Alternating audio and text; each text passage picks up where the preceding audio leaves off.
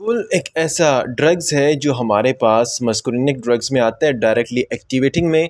ये हमारे पास मस्कुरिनिक एक्शन भी परफॉर्म करता है, उसके साथ साथ हमारे पास निकोटिनिक एक्शन भी परफॉर्म करता है। निकोटिनिक का मतलब ये है कि ये गेंगलियन को एक्टिवेट भी करता है साथ, लेकिन इसका ये यूज़ है कि ये एक टाइम पे स्टिमुलेट करता है और फिर उसी के बाद हमारे पास ये आगे जाके डिप्रेस करता है। तो इसीलिए हम मोस्ट प्रॉबली इसे हम यूज़ नहीं करते हैं, क्योंकि ये अप डाउन में आता है। एक बार स्टिमुलेट कर देता है फिर डिप्रेस कर देता है, स्टिमुलेट फिर डिप्रेस, ये इस फॉर्म में जाता है। तो इसलिए हम कार्बिकोल को नॉर्मली यूज़ नहीं करते हैं। अगला जो है वो हमारे पास जो ड्रग्स है उसका नाम है मिथाकोलिन। अभी मीथाकोलिन क्या है? मीथाकोलिन ड्रग्स एक ऐसा ड्रग्स है जो हमारे पास जो मीथाकोलिन एक ऐसा ड्रग्स है जो हम यूज़ करते हैं हमारे पास। It is used to check, ताकि हम चेक करें हमारे पास जो ब्रोंकियल हाइपर सिक्रीशन है। ब्रोंकियल हाइपर सिक्रीशन को चेक करने के लिए या ब्रोंकियल ट्री की सिक्रीशन को हम चेक करने के लिए या ब्रोंकियल टेस्ट को करने के लिए हम ये यूज़ करते हैं। ये डायरेक्ट मैं यूज़ बताते जा रहा हूँ, इसकी फिजियोलॉजी, इसका मैकेनिज्म ऑफ एक्शन बाद में पढ़ेंगे। ब्रोंकियल ट्री जब डायरेक्टली ही हमारे पास इसकी चेक करने के लिए जो हम यूज़ करते हैं उसका नाम है मीथाकोलिन। उसके बाद नेक्स्ट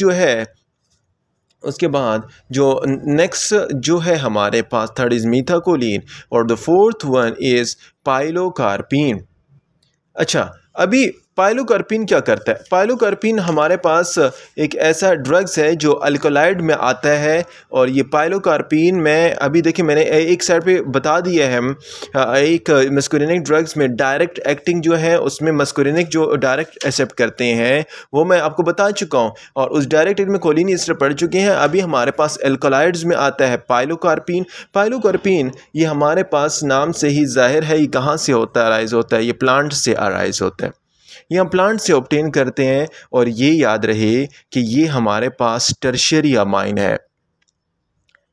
टर्शियरी अमाइन का मकसद क्या है? टर्शियरी अमाइन का मकसद ये है कि हमारे पास टर्शियरी अमाइन होने के साथ साथ इसे हम कहाँ पर यूज़ करेंगे, इसके हम वाइड रेंज ऑफ इसका यूज़ है। Number first one is use, इसे हम ऑप्थेल्मिक में आई में as a source of treatment के लिए यूज़ कर सकते हैं। ऑप्थेल्मिक में आई में हम इसे ग्लाकोमा के तौर पर यूज़ कर सकते हैं। ग्लाकोमा में हम क्या करते हैं, हम एज अ ट्रीटमेंट के लिए इंट्रा ऑक्यूलर प्रेशर को कम करने के लिए हम इसे यूज़ कर सकते हैं, डिक्रीज़ करते हैं इंट्रा ऑक्यूलर प्रेशर। या कंडीशन दो किस्म की हैं, या तो ओपन एंगल ग्लाकोमा होगा या क्लोज एंगल ग्लाकोमा होगा। इन दोनों कंडीशन के ट्रीटमेंट के लिए हम क्या यूज़ करते हैं, पाइलोकार्पिन यूज़ करते हैं। इसके अलावा अगर मैं बात करूं यहाँ पर ये क्या काज करता है, ये हमारे पास कोलिनर्जिक रिसेप्टर को एक्टिवेट करेगा और रिसेप्टर को एक्टिवेट करने के साथ ये स्वेटिंग काज करेगा और ये इसके साथ साथ हमारे पास सेलिवेशन काज करेगा और इसके वही बातें हैं, वही पुरानी बातें, और सिक्रीशन काज करेगा। जितनी ज़्यादा सेलिवेशन, जितनी ज़्यादा स्वीटिंग, जितनी ज़्यादा सिक्रीशन इससे हो रही है, तो इसलिए इट इज़ स्ट्रॉन्गली रिकमेंडेड। ये स्ट्रॉन्गली हम रिकमेंड करते हैं एक बीमारी में, उसका नाम है ऑटो इम्यून डिजीज़ में, जो हम ऑटो इम्यून डिजीज़ में पढ़ चुके हैं, जॉर्गन सिंड्रोम।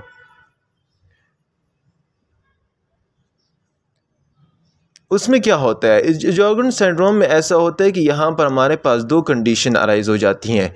नंबर फर्स्ट एक कंडीशन जो अराइज होती है उसका नाम है ज़ीरोस्टोमिया। ज़ीरोस्टोमिया का मतलब क्या है? ज़ीरोस्टोमिया का मतलब ये है कि आपकी बॉडी में ड्राई माउथ होता है, ड्राई माउथ की कंडीशन आ जाती है। और दूसरी कंडीशन जो अराइज होती है उसमें हमारे पास ड्राइनेस ऑफ आइज़ होती हैं, ड्राई आइज़, जिसकी वजह से टीयर ग्लैंड सीक्रेट। तो यहाँ पर इसको ख़त्म करने के लिए, ड्राई माउथ को ख़त्म करने के लिए, सेलिवेशन को सीक्रेट करने के लिए और ड्राई आई को ख़त्म करने के लिए हम पाइलोकार्पिन देते हैं। लेकिन इसके साथ कभी कभार हम उस वक्त कंडीशन में भी देते हैं, लाइक अगर आपके पास किसी पर्सन में एट्रोपिन पॉइजनिंग हुई है या सीवियर एट्रोपिन दिया गया है और उसकी वजह से उसकी डायलेशन को ब्रेक करने के लिए, ब्रेक डायलेशन को तोड़ने के लिए हम क्या यूज़ करते हैं, पाइलोकार्पिन यूज़ करते हैं। तो यहाँ तक कहानी जो है, पाइलोकार्पिन हमारे पास एल्कोलाइड है, टर्शियमाइन है और ग्लाइकोमा में डिक्रीज़ कर देता है इंट्राओक्यूलर प्रेशर को। यहाँ पर ये सिलरी मसल्स को कंट्रैक्ट करता है थ्रू सीरी मसल्स। ये हमारे पास ओपन क्लोज एंगल ग्लाइकोमा को ख़त्म कर देता है, स्वेटिंग ज़्यादा कर देता है। तो स्वेटिंग और साथ सलिवेशन सिक्रीशन जो हमारे जीरोस्टोमिया और ड्राई आई में कंडीशन में हम यूज़ करते हैं, और एट्रोपिन की ब्लॉकेज को ख़त्म करता है, ब्रेक डायलेशन। ये जो एट्रोपिन की वजह से पारामेट्रियासिस हुई है, इसकी डायलेशन को ख़त्म करना हमारे पास पाइलोकार्पिन का काम है। तो दिस इज़ ऑल अबाउट, ये हमारे पास मस्कुलिनिक रिसेप्टर ड्रग्स में जो हमारे पास कोलिन एस्टर थे और साथ साथ हमारे पास अल्कोलाइड थे, वो हम पढ़ लिए हैं। नेक्स्ट जो है इनडायरेक्टली एक्टिंग ड्रग्स, जो एंटी कोलिनेस्टेरेज ड्रग्स हैं, वो हम पढ़ते हैं। इनडायरेक्टली एक्टिंग ड्रग मैं ऑलरेडी आपको बता चुका हूँ, ये हमारे पास क्या करते हैं, ये एसिटाइल कोलिनेस्ट्रेज के अगेंस्ट काम करते हैं। अभी एसिटाइल कोलिनेस्ट्रेज जो हमारे पास एंजाइम है जो ब्रेक करता है, किसको, जो ब्रेक करता है हमारे पास एसिटाइल कोलिन को। तो एसिटाइल कोलिन को जो ब्रेक कर रहा है उसके अगेंस्ट काम करना, ये एंटी कोलिनेस्ट्रेज एसिटाइल कोलिनेस्ट्रेज को इनहिबिट करना, ये किसका एक्शन का काम है, ये हमारे पास इनडायरेक्ट एक्शन ड्रग्स का काम है। तो इसी वजह से हम इसे क्या कह सकते हैं, इसे हम कहते हैं एंटी कोलिनेस्टेरेज ड्रग्स। अभी एंटी कोलिनेस्टेरेज ड्रग्स की अगर फर्दर हम बात करें तो एंटी कोलिनेस्टेरेज ड्रग्स आगे दो किस्म के हैं। ये जो कोलिनेस्टेरेज को इनहिबिट करता है, या तो ये रिवर्सेबल एंटी कोलिनेस्टेरेज हैं, रिवर्स हो सकते हैं, रिवर्सिबल, या हमारे पास इरिवर्सिबल हो सकते हैं। रिवर्सिबल का मतलब क्या है, रिवर्सिबल का मतलब ये है कि ये एक ऐसे रिवर्सिबल ड्रग्स वो ड्रग्स हैं जो हमारे पास रिकवर हो सकते हैं और उनकी बाइंडिंग टेम्परेरी बाइंडिंग होती है। हर उस ड्रग्स का नाम रिवर्सिबल है जिसकी बाइंडिंग क्या हो, जिसकी बाइंडिंग टेम्परेरी हो और वो रिकवर हो सके। रिकवर, जिस पे इंजाइम पे अटैक कर रहा है वो इंजाइम दोबारा रिकवर हो सके, उसका नाम रिवर्सिबल है। इरिवर्सिबल हर उस ड्रग का नाम है जो हमारे पास स्ट्रांगली बाइंड हो, ना कि जो ड्रग्स हमारे पास स्ट्रांगली बाइंड हो और स्टार्डी ब्लैंड के साथ हमारे पास क्या कर दे, ब्लॉक कर दे इंजाइम को।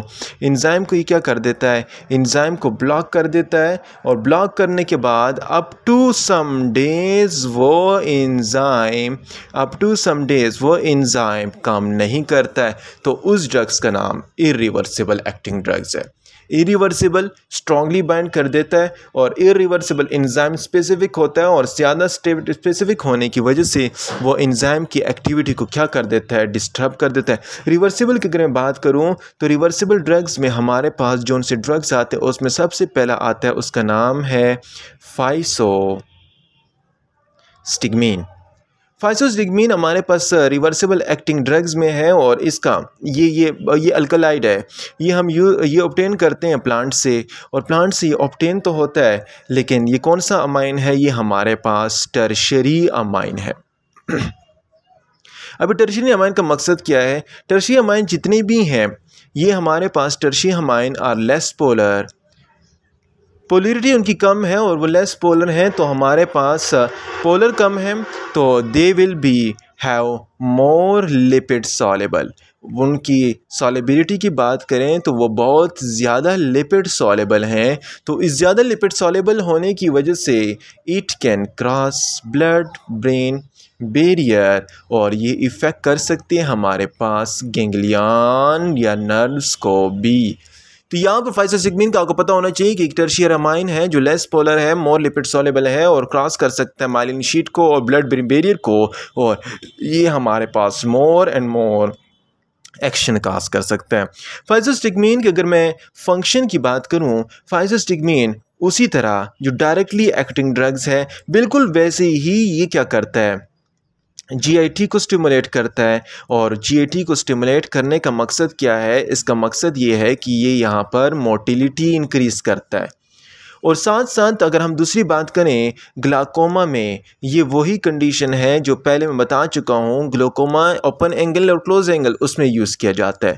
थर्ड अगर मैं बात करूँ ओवरडोज ऑफ, अगर कोई पर्सन को क्या हुआ है, ओवरडोज ऑफ एट्रोपिन हुआ है, अगर उसने एट्रोपिन ज़्यादा यूज़ किया है तो उसके लिए as a source of treatment हम यूज़ कर सकते हैं। लेकिन कुछ कंडीशन ऐसी हैं, मैं आपको बताता चलूँ कि लाइक हमारे पास एंटी साइकोटिक ड्रग्स को ले लेता है। अभी जो लोग एंटी साइकोटिक ड्रग्स ले लेते हैं लाइक फिनोथायाजीन जो है वो अगर कोई पर्सन यूज़ कर लेता है तो उसका एक्शन क्या है, उसका एक्शन एंटी कोलिनर्जिक है। अभी अगर वो ओवरडोज पर्सन यूज़ कर रहा है, एंटी कोलिनर्जिक उसका एक्शन है, अगर वो पर्सन ओवरडोज उसने ले लिया तो इसको ब्रेक करने के लिए तो हम क्या यूज़ करते हैं, फाइसोस्टिग्मीन यूज़ करते हैं। इसके अलावा अगर मैं कुछ ड्रग्स की बात करूँ, दूसरे जो हमारे पास है ट्राईसाइक्लिक जो एंटी डिप्रेसेंट है उनका भी एक्शन क्या है, उनका भी एक्शन एंटीकोलिनर्जिक है। इस एक्शन को ख़त्म करने के लिए अगर ये कोई पर्सन ओवरडोज कर रहा है, ख़त्म करने के लिए हम क्या यूज़ करेंगे, फाइसोस्टिग्मीन यूज़ करेंगे। फाइसोस्टिग्मीन की कहानी आपने याद रखनी है कि ये टर्शियरी अमाइन है, लेस पोलर है, more lipid soluble blood brain barrier cause कर सकता है और GIT motility glaucoma use overdose of atropine की ट्रीटमेंट, एंटीसाइकोटिक फिनोथाइजीन और ट्राइसाइक्लिक एंटीडिप्रेसेंट की कंडीशन में भी हम फाइसोस्टिग्मीन हम यूज़ करते हैं। नेक्स्ट जो है वो हमारे पास आता है, उसका नाम है नियोस्टिग्मीन। नेक्स्ट हमारे पास क्या आता है, नियोस्टिग्मीन, जो हमारे पास किस कैटेगरी से बिलोंग करता है, रिवर्सिबल जो ड्रग्स हैं इनडायरेक्टली एक्टिंग में। और थर्ड जो है वो हमारे पास है पायरिडोस्टिग्मीन, neostigmine, and the fourth one drug is called एड्रोफिनियम।